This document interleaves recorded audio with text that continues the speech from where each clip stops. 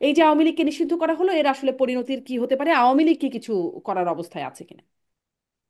দেখেন, আমি একটা কথা বলি, গ্রামে না একটা কথা আছে, প্রবাদ আছে, গ্রাম্য প্রবাদ। এটা হলো যে মরারে মারো কেন, বলে ও তো নড়ে চড়ে না।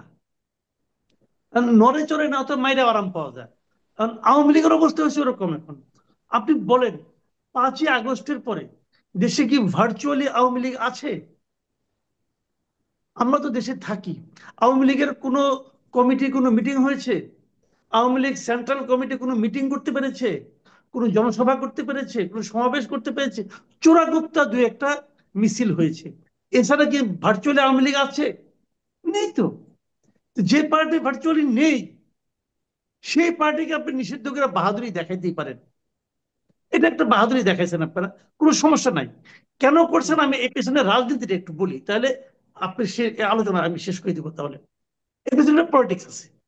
পলিটিক্সটা হলো, দেখেন এনসিপি বন্ধু আছে আমার, ও যদি আমার প্রশ্নটা জবাব দিতে পারতো তাহলে তাদের অনেক নেতার বিভিন্ন কর্মকাণ্ড এবং কথাবার্তায় মানুষের মধ্যে এক ধরনের, তাদের প্রতি এক ধরনের নেগেটিভ অ্যাটিটিউড তৈরি হয়েছে, নেগেটিভ ফিলিংস তৈরি হয়েছে।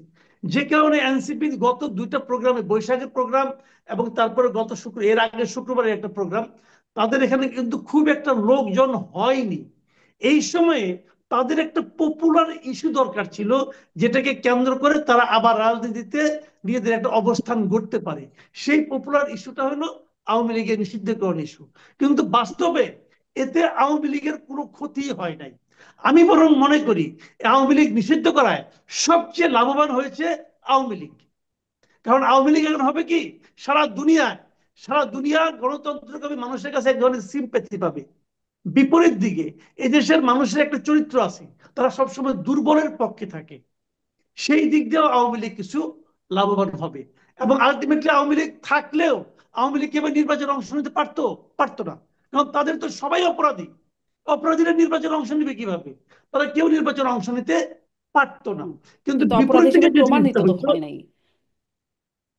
মানে প্রমাণিত হবার আগে তো তো নির্বাচন হতেই পারে, বা রায় হওয়ার আগে তো নির্বাচনে যেতেই পারে আইন অনুযায়ী অন্তত। হ্যাঁ, সেটা তো হয়নি। বা তারা আসতেও পারতো না, এখন আসতে পারতেছে না কেন? এখন কেন আওয়ামী লীগের লোকজন আসতে পারছে না? ওই কারণেই তারা নির্বাচনে আসতো না। এবং এখন তারা বলতে পারবে যে আমরা আমরা তো নাই, আমাদের তো নিষিদ্ধ করে দেওয়া হয়েছে, অতএব হুম। আমরা আসতে পারলাম না। তাদের জি। একটা অজুহাত তৈরি করে দিলেন আপনারা।